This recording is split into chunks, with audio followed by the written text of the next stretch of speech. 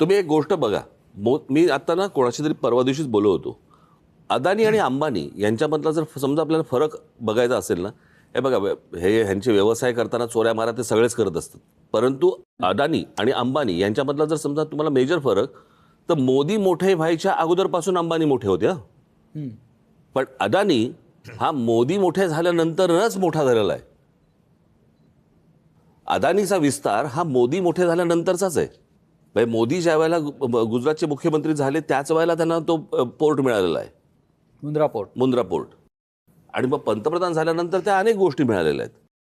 मला नेहमी असा प्रश्न पडतो की भारतीय जनता पक्षाला मला हा प्रश्न विचारायचा आहे की समजा तिथे आज भारतीय जनता पक्ष नाही आहे, समजा उद्या तिकडे काँग्रेसचं सरकार आहे किंवा इतर दुसऱ्या कुठच्या तरी समजा पक्षाचं सरकार आहे, आणि एखाद्या केंद्रांमध्ये बसलेल्या सरकारने जर एकाच उद्योगपतीवरती जर समजा काँग्रेसने किंवा इतर कोणी जर मेहरबानी केली असती, तर भारतीय जनता पक्ष काय प्रकारचा रिॲक्ट झाला असता? रस्त्यावरती येऊन थैथया नाचली असती. बरोबर आहे. मग आज हे होताना भारतीय जनता पक्षाचे लोक हवालदिल का आहेत, गप्प का आहेत? आपल्याला का वाटतं, का हवाल दिलाय? याचं कारण त्यांच्या हातात काहीच नाही आहे. ही सगळी बसवलेली माणसं आहेत, कळलं का? ह्याच्यातले जे बसलेले होते त्यांना नष्ट केले गेले.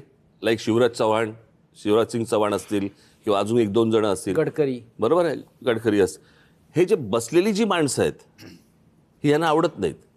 आणि हे बसवलेलं म्हणजे जे पूर्वी काँग्रेसच्या काळामध्ये जे व्हायचं तेच आत्ता सगळं सुरू आहे. फक्त ह्यांचा उद्देश जर समजा बघितलं, काँग्रेसच्या काळामधले जे पंतप्रधान होते ना, त्यांना कुठचं राज्याचं लेबल नव्हतं.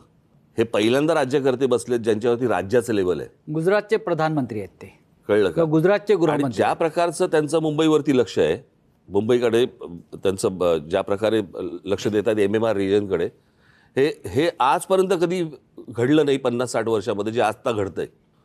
हा धोका सर्वाधिक आहे.